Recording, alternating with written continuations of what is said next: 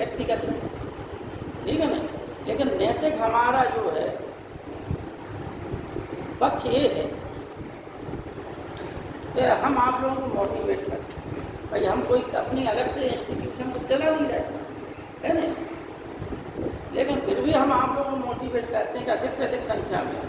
अब ये हम जो चीज़ दिखा रहे हैं, आप कोई भी परीक्षा देंगे तो आपको पता चल जाए कि अगर पेपर जो है आप देंगे तो अगर आप से मतलब इन टॉपिक से बाहर हो गया क्वेश्चन तो बगल वाले अगल बगल से पूछ लीजिएगा, उसका भी अगर बाहर भी जाए, क्योंकि इतना जो लिखा रहे हम इससे बाहर अगर आ गया क्वेश्चन बहुत ही ज़्यादा डीप चल गया।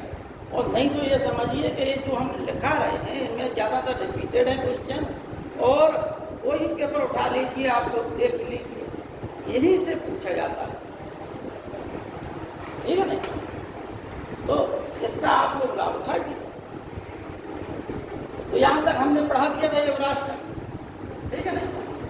अब देखिए इस वंश का युवराज के पश्चात एक दो शासक फिर कमजोर हुए, इसके पश्चात फिर गांगे देव हुआ इस वंश का शासक युवराज के। हाँ, इसकी मतलब ये पुत्री कंदका देवी इसकी युवराज की पुत्री थी, जिसका विवाह इसने राष्ट्रीय शासक कोटिंग से कर दिया था।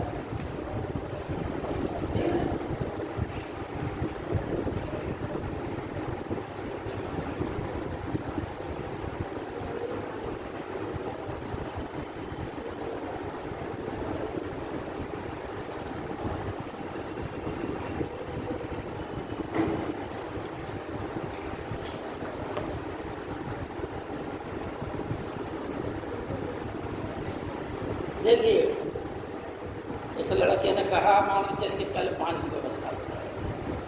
यही बात है कि आप लोगों को बोलना सीखना चाहिए, ठीक है नहीं। अगर आप में निर्भीकता नहीं है बोलने की तो कल के दिन फिर आप में कोई भी बात कहने की हिम्मत ही किसी से नहीं पड़ेगी, है ना।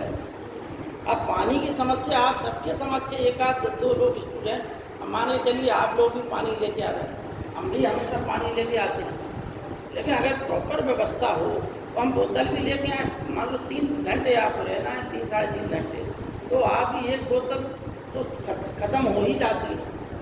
अब साफ सुथरा पानी होगा तो आप पिएंगे, क्योंकि वो साफ सुथरा इसलिए होगा कि इतने ही लोगों को तो पीना है। तो आप ऐसे अपनी खट्टे से बोतल वैसे है नहीं। इस प्रकार की आप लोग मतलब जो असुविधाजनक चीज़ें लगे आप लोग उन्हें कह सकते थे, है नहीं।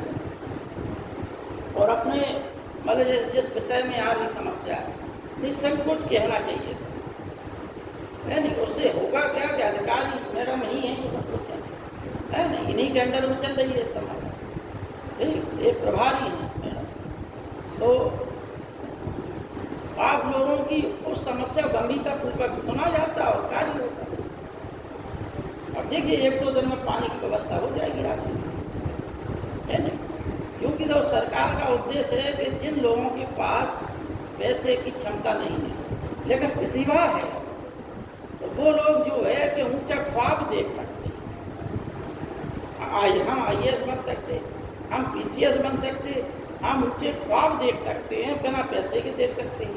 और उसे हम ख्वाब देखने के साथ साथ उस ख्वाब को हम परिणत भी कर सकते हैं, है नहीं। भाई ख्वाब देखने में तो जो है कि बुराइयां हैं, लेकिन उस ख्वाब को जब आप हकीकत में परिवर्तित करते हैं तो फिर वो अच्छाइयों में परिवर्तित हो जाता है नहीं। नहीं तो कहा जाता है तुम तो मुंगेरी लाल के सपने देखते रहते हो। अगर आदमी ज़्यादा बातें फेंकने लगे कि हम ये कर लेंगे हम वो कर लेंगे तो फिर आदमी 1 साल 2 साल तो सुनेगा, फिर कहेगा तुम तो मुंगेरी लाल के सपने देखते हो, दिन में ही सपने देखने लगते, मतलब ऐसी बातें फेंक रहे हो। लेकिन यदि आपने 1-2 रिजल्ट दिए तो लोग कहेंगे नहीं ये कहता कम है, ये कहता ज़्यादा है, या जो कहता है वो करके भी दिखाता है, ये आदमी सही अपनी करनी पे चलता है ना। तो देखो बच्चों, गांगे देव की उपाधियां थी विक्रमादित्य, जित विश्व पुत्री कलिंगाधिपति। अलग से कौन सी थी? इस वंश में विक्रमादित्य की उपाधि गांगे देव ही शासक था। हमने बताया कि 14 शासकों ने, भारत के 14 शासकों ने विक्रमादित्य की उपाधि धारण, और पहली उपाधि धारण करने वाला जो शासक था उसी के नाम पे हमारे देश में विक्रमादित्य, विक्रम संवत चलता। 58 ईसा पूर्व या 57 ईसा पूर्व की बात, ठीक है। गांगे देव ने, भारत में उस समय सिक्कों का अभाव हो गया था, तो मध्यकाल में, पूर्व मध्यकाल में यही शासक था जिसने सिक्के चलाए, ठीक है ना, सिक्के चलाए। और उन सिक्कों पर क्या है, लक्ष्मी जी बैठी हुई, लक्ष्मी जी की आकृति अंकित कर। यह क्वेश्चन कई बार पीसीएस की परीक्षा में आया। अच्छा, अंत में यह जो है, इसने भोज परमार को भी हराया और अन्य राजाओं को भी हराया, गांगे देव, ठीक।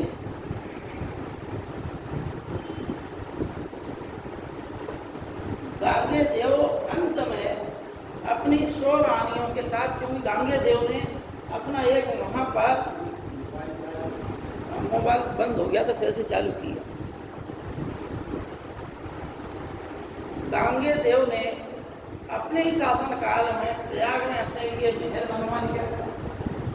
फिर वो वहीं गया प्रयाग में, और आप लोगों को हमने बताया था सम्राट हर्षवर्धन के समय चीन यात्री हुएनसांग आया था। कौन आया था? हुएनसांग। हुएनसांग ने लिखा है कि प्रयाग में एक बहुत विशाल वट वृक्ष है, वहाँ पर हिंदुओं की ये मान्यता है कि उस पे, वहाँ प्रयाग में मरने पर मोक्ष की प्राप्ति हो जाती, यानी जीवन मरण के चक्कर से मुक्ति मिल जाती। तो हुएनसांग बताता है कि वहाँ पर वट वृक्ष पर चढ़कर लोग नीचे घूमते थे। नीचे क्या है, पत्थर बिछा हुआ था, तो उस पत्थर पे वो क्या है, खोपड़ी के भर कूदते थे ऊपर से सर के बल, तो सर फट जाता था और उनकी मौत हो जाती थी। कहाँ? प्रयाग में। और वहीं वट वृक्ष के नीचे इसने अपने प्राणों को त्यागा, अपनी 100 रानियों, ठीक है ना। ठीक, देखिए राजा धंग की बताई थी हमने, है इंद्र चतुर्थ की बताई थी हमने। इन लोगों ने जो है नदियों में डूबकर अपने प्राण त्यागे। ऐसे ही एक तो राजा और हुए जिन्होंने नदियों में डूबकर अपने प्राण त्यागे। तो अब इस वंश का अंतिम शासक हुआ लक्ष्मीकर्ण। लक्ष्मीकर्ण को मध्य युग का नेपोलियन कहा जाता है, ठीक है ना। क्यों? क्योंकि इसने बहुत से युद्ध लड़े, राष्ट्रकूटों से मिलकर इसने जो है भोज परमार को हराया, फिर राष्ट्रकूटों को हरा दिया, चालुक्यों के साथ मिलकर। इस प्रकार से इसने जो है उस समय अपनी गतिविधियों को जारी रखा, ठीक है। ये क्या हो गया आपका दक्षिण के राज्य, कौन सा वंश पढ़ा रहे थे? चेदी राज। अब देखिए चालुक्य वंश, आप लोग एक चालुक्य वंश पढ़ा के साथ है, तो चालुक्य वंश में आप लोग अगला लेसन पढ़ें।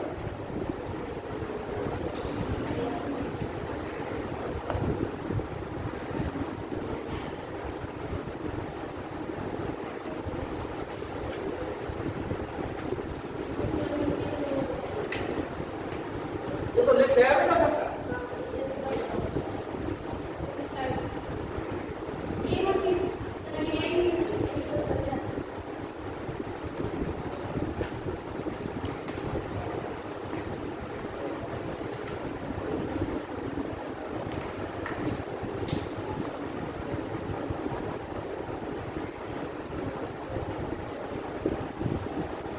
गुजरात के जो चालुक्य थे वो 3 चालुक्यों से अलग थे।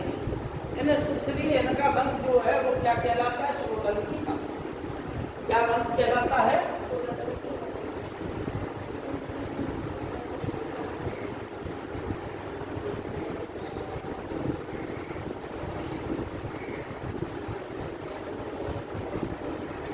ठीक है।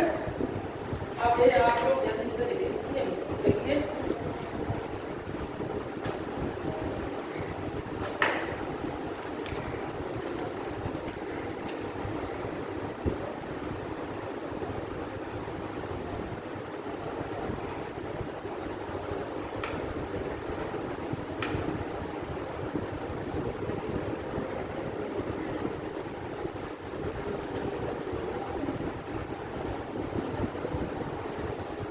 उत्पत्ति इनकी किससे मानी जाती है? ब्रह्मांड के कमंडल से। और कमंडल को क्या कहा जाता है? चुलक। चुलक से ही क्या बन गया? चालक। ठीक है ना। इनकी राजधानी कहाँ थी? अनहिलवाड़ा।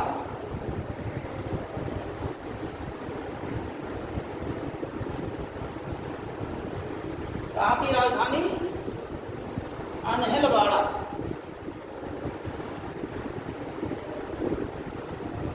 इस तरह का मेड़ था बेटा।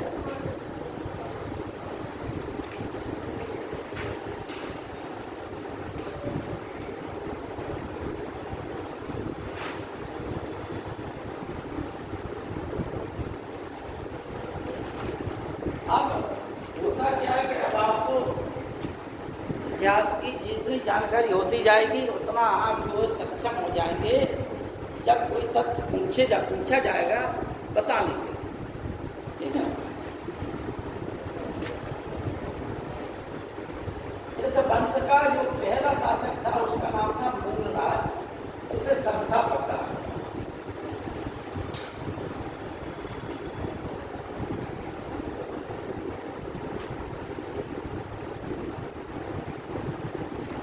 यह जो है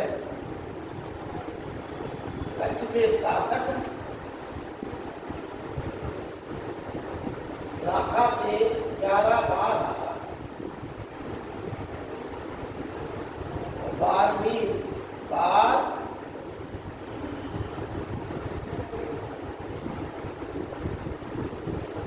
यह जीत गया और सौराष्ट्र का कब्जा कर लिया।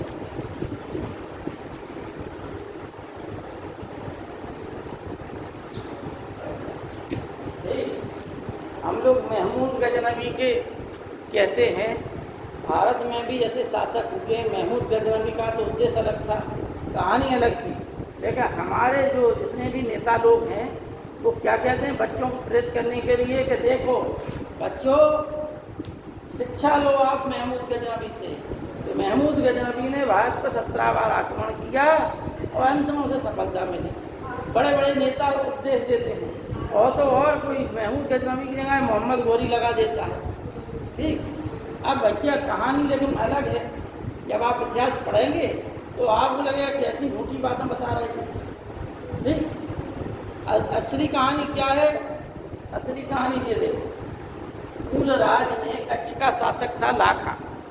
उस लाखा से 11 बार युद्ध लड़ा, 11 बार पराजय हुई इसकी। ठीक। और 12वीं बार इसने फिर आक्रमण किया, 12वीं बार जाके जीत पाया। और जब 12वीं बार में जीता तो इसने पूरे सौराष्ट्र प्रांत पे कब्जा कर लिया। यहाँ से इस वंश का, इसके वंश का उदय हो गया। और एक थे वे वो शाही वंश के, महमूद गजनवी के समय पे 1-2 बार आक्रमण किया, हार गए। सुबुक्तगीन के खिलाफ हार गए, फिर महमूद गजनवी के खिलाफ हार गए। हैं जयपाल, तो जयपाल ने आत्महत्या कर ली है नहीं। देखिए इनको, देखिए हैं, ये भी शासक था। देखिए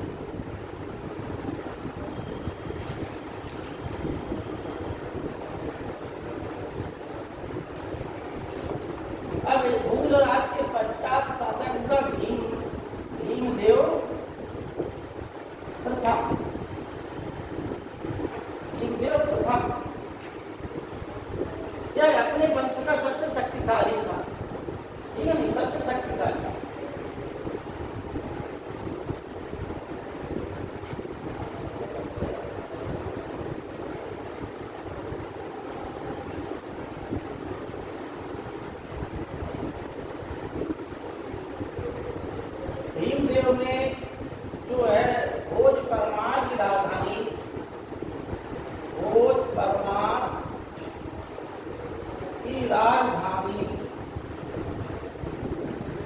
धारा को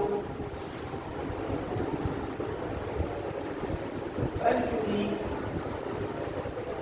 शासक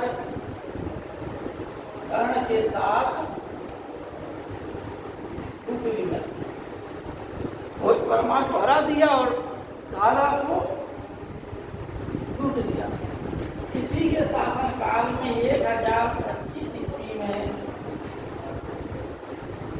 महमूद गजनवी ने सोमनाथ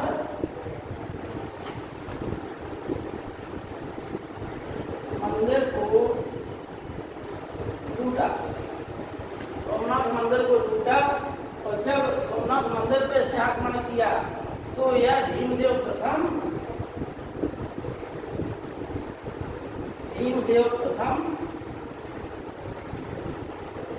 कंथा दुर्ग में शरण लिया, यानी भाग कर शरण ली। कंथा दुर्ग में भाग कर ये छिप गया।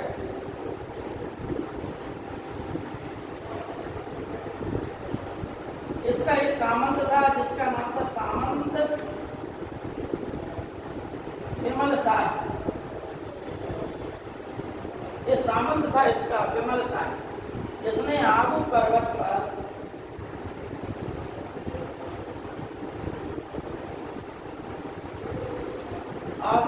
पर क्या किया,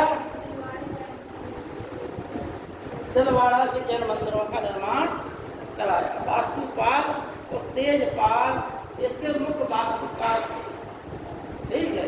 इनके देख रेख में इनका बना। पैसा किसका लगा? विमल साय का। विमल साय किसका सामंत था? ठीक है नहीं।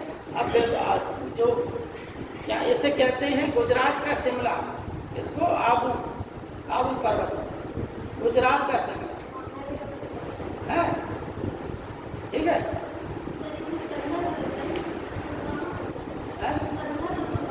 कंथा दुर्ग जी जो है खंबा की खाड़ी तरफ है, नहीं वहीं पे जो दुर्ग बना है उसमें भाग के इसमें शरण दे, ठीक है ना। युद्ध नहीं किया था। देखो एक चीज और है कि पहला शासक जो जयपाल था शाही वंश का, इसने महमूद गजनवी के पिता सुबुक्तगीन के खिलाफ युद्ध लड़ा था। लेकिन युद्ध का लड़ा, सेना लेके गया, सर्दी का मौसम था, होली बरस गए, तुषार पड़ गया, आधी सेना उसी से धक्के मर गई। प्रकृति में दुखने की छिपने की जगह नहीं थी कैसे, ठीक है। आधी पराजय ऐसे ही हो गई। अब जो लुटे फुटके बचे थे, घायल थे, उनके ऊपर क्या नाम पराजय मतलब जीत हासिल करके सब। तो ये जो है प्रकृति ने जो है इसका साथ नहीं दिया, उनका साथ दे दिया, तो उसने और आक्रमण किया। लेकिन सेनाओं में क्योंकि 4 लोगों की सेना इकट्ठी की, उन सब लोगों की सेनाओं में सामंजस्य ही नहीं था। कोई किसी ने तो पता, अच्छा दूसरी बात है किसी ने योग्य सैनिक नहीं भेजे।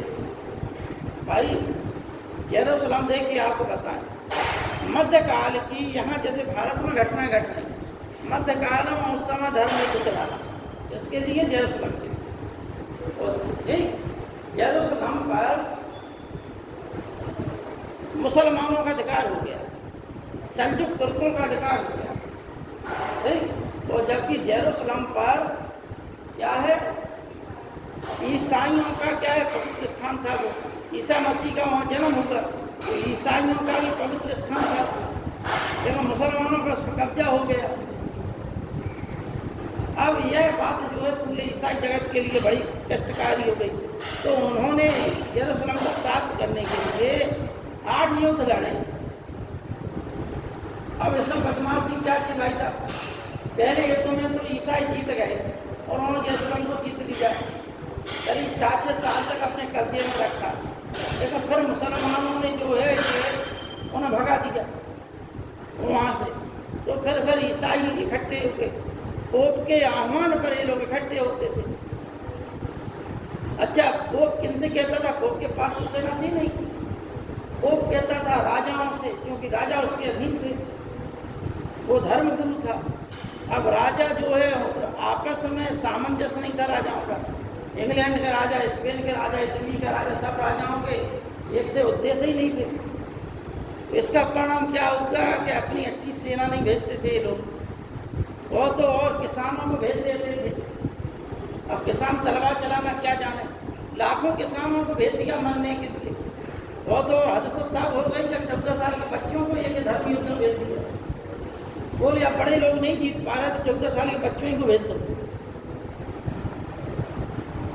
एक 8 युद्ध हुए थे ऐसे धर्म में। क्यों? क्योंकि प्रयास जो है मन से नहीं किया, सामंजस्य का। भारतीय राजा आपस में लड़ते रहे लेकिन कभी भी एकजुट होकर नहीं लड़े। ठीक? तो उन्हीं में से भीमदेव थे, इनने बिना युद्ध किए ही भाग गए और सोमनाथ मंदिर लुटता रहा। करीब 10-20 हजार ब्राह्मण थे इसमें मंदिर में, ठीक है नहीं, वो सब मारे गए एक साथ। अब देखिए ये आबू पर्वत पे जो है आदिनाथ का, भगवान आदिनाथ का मंदिर है और आदिनाथ भगवान की आंखों में हीरे लगे, आज भी लगे। ठीक है नहीं, समझ गए? मैं आ गई बात। अब क्या लिखा है इसमें? ठीक है, लिख लीजिए आप लोग। ये आबू पर्वत पर सामंत कमल साहब ने आबू पर्वत पर क्या है, आदिनाथ का जैन मंदिर बनवाया।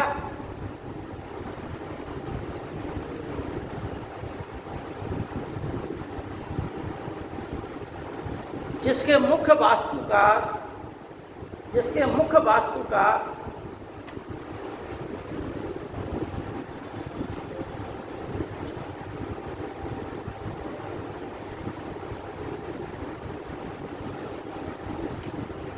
वास्तुपाल और तेजपाल थे। जिसके मुख्य वास्तुकार, मतलब वास्तुकार का मतलब बनाने वाले, ठीक है नहीं, तो मुख्य कौन थे?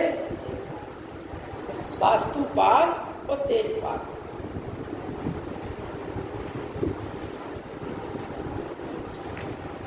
ठीक, इसमें मूर्ति में जो है हीरे की आंखें लगी हुई।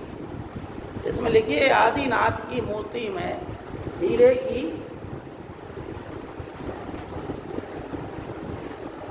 आंखों में हीरे लगे।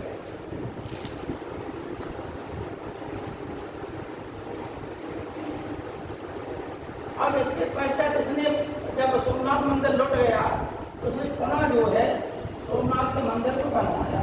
जय सिंह सिद्धराज।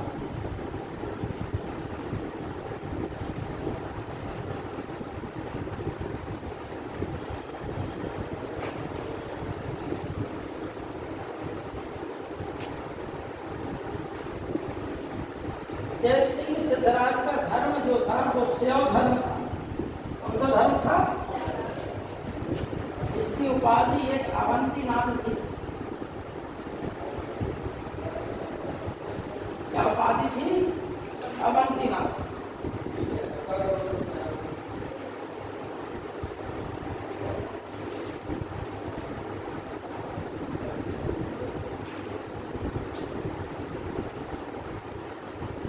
इसने अपनी मां के कहने पर यात्रा कर समाप्त कर दिया, ठीक है नहीं, इसके मां के कहने पर।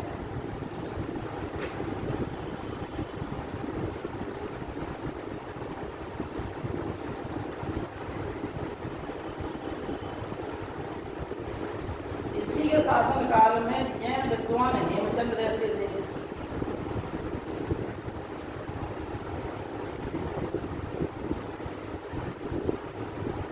हेमचंद्र रहते थे।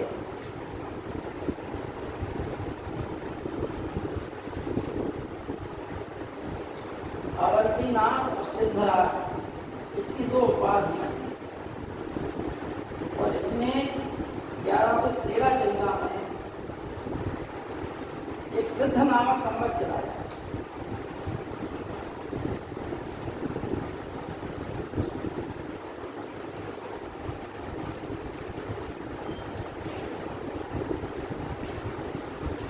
सिद्ध नामक संवत चलाया। खंभात में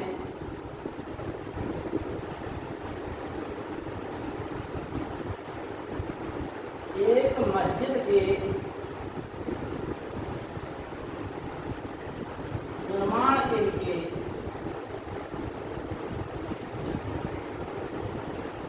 1,00,000 बलोतरा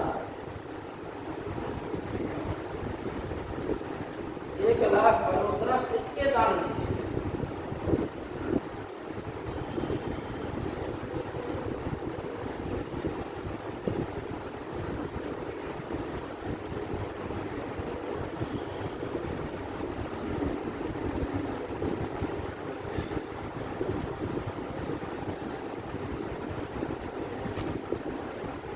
अब हेमचंद की रचना है सिद्धहेम।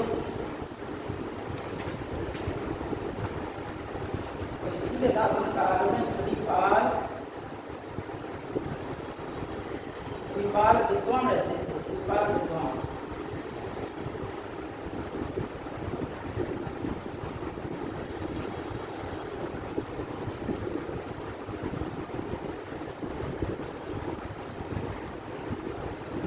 जिन्होंने भैरोचन पराजय नामक ग्रंथ लिखा। भैरोचन पराजय नामक ग्रंथ लिखा। कौन लेखक थे? श्रीपाल। ठीक है।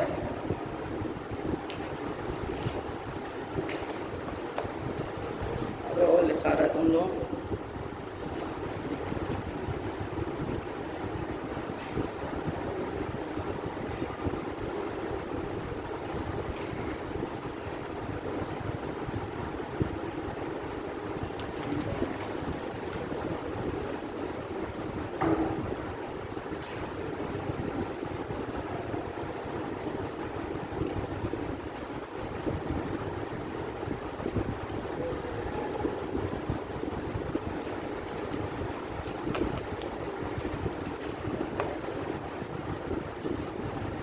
जयसिंह सिद्धराज के पश्चात आए कौन से? कुमारपाल। कौन आए? कुमारपाल।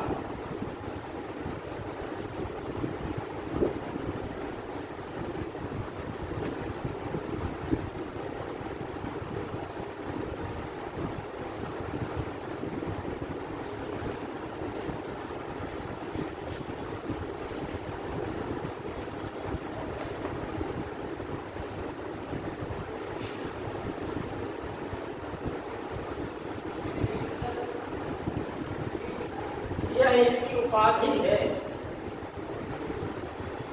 इनकी कुमारपाल। मुंशी उमापति लब्ध लवण प्रसाद। परम हर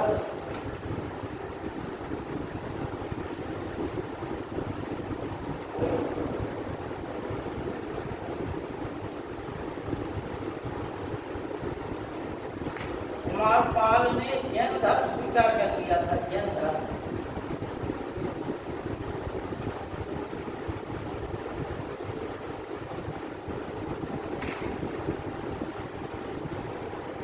इसने अपने शासन काल में पशुवध निषेध,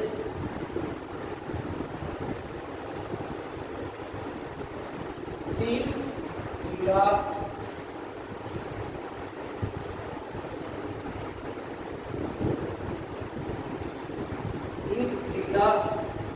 शराब बिक्री,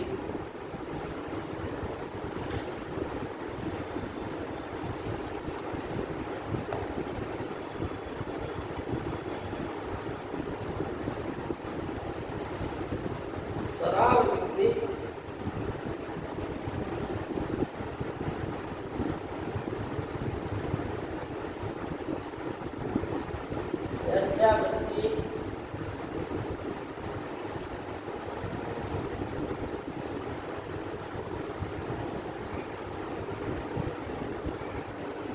पर रोक लगा दी।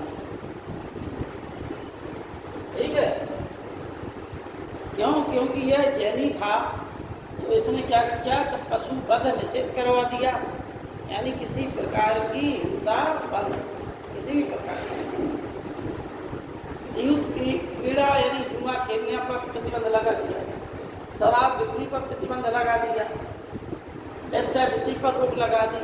और इसने क्या किया कि जो लोग मतलब बिना उत्तराधिकार के मर जाते थे हैं, या ऐसे लोग जिनकी मतलब ये पति पत्नी रह रहे अंत में जो है उन्हें कोई संतान नहीं है, तो ऐसे लोगों की संपत्ति को राज्य हरण कर लेता था। इस पर भी उन्होंने इसने रोक लगा, वो संपत्ति राजकोष में जमा नहीं की जाए। ठीक है।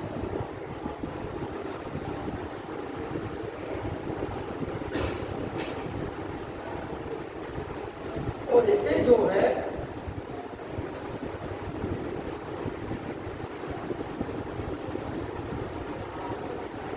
इसके समय पे श्रीपाल ने पांग नगर प्रशस्ति लिखी। किसने लिखी? श्रीपाल ने। अच्छा, इसको जैन धर्म में दीक्षित किसने किया था? हेमचंद्र ने। ठीक है ना।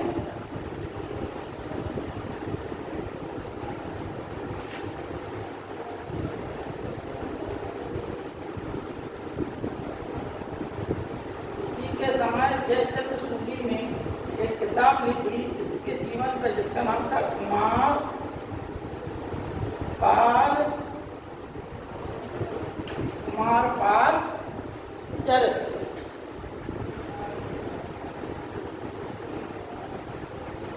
नवरात्रि पर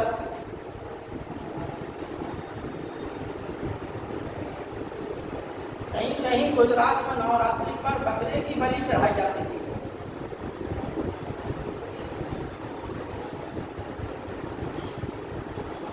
पे भी इसने प्रतिबंध लगा दिया। लेकिन इसका भतीजा था जिसका नाम था अजय पाल। क्या नाम था? अजय पाल।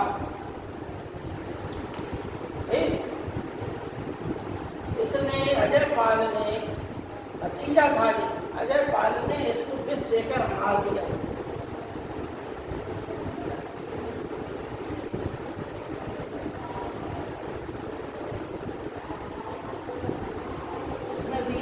अजय पाल, ठीक, भतीजा था। अच्छा, कुमार पाल भी जो है, क्या था कुमार पाल? कुमार पाल जय सिंह सिद्धराज की कई पत्नियां थी, उनमें से एक निम्न जाति की पत्नी थी, उसका यह जो है लड़का था कुमार पाल, निम्न जाति। तो यह इसे जो है राजकुमार नहीं बनाना चाहता था, लेकिन राज परिषद ने इसकी संस्तुति की। और किसने संस्तुति की? हेमचंद ने। तो फिर इसने फिर कुमार पाल को बना दिया।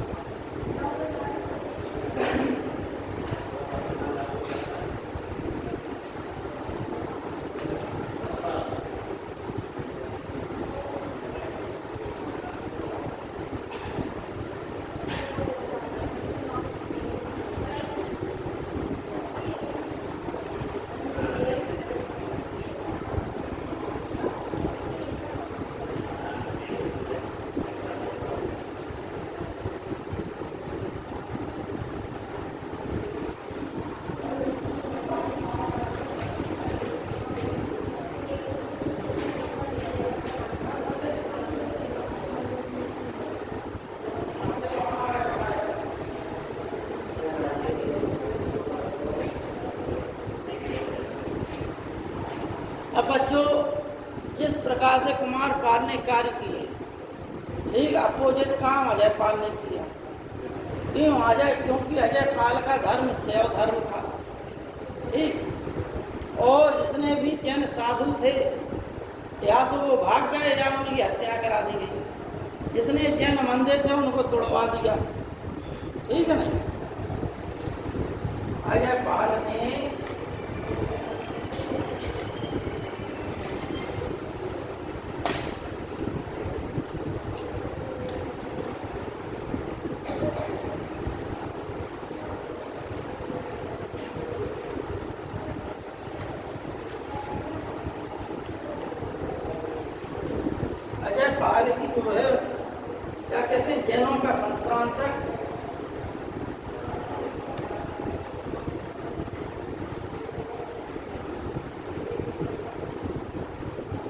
का संक्रांसक कहते हैं, परम माहेश्वर कहते हैं इसको।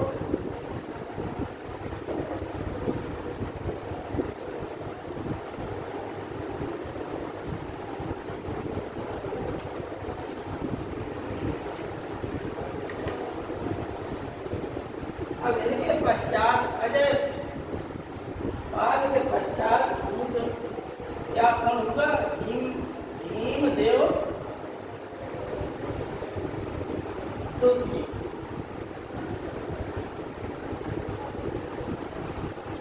1178 का सन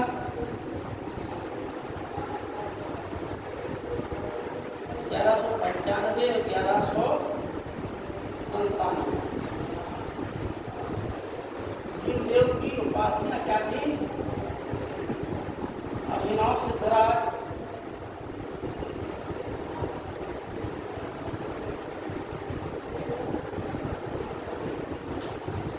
दूसरी उपाधि क्या थी?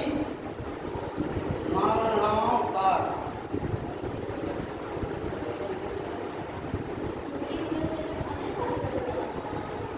ये अजय काल के पश्चात भीमदेव द्वितीय शासक बना। ठीक है। अब भीमदेव द्वितीय शासन काल में क्या होगा? 1178 में मोहम्मद गौरी ने आक्रमण किया, तो यह जो है मोहम्मद गौरी को पराजित किया, गौरी को हराया। 1195 में ऐबक ने आक्रमण किया, तो इसने ऐबक को हराया।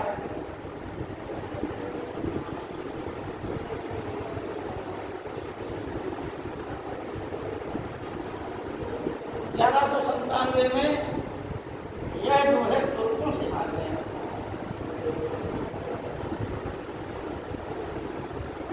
और इस वंश का अंत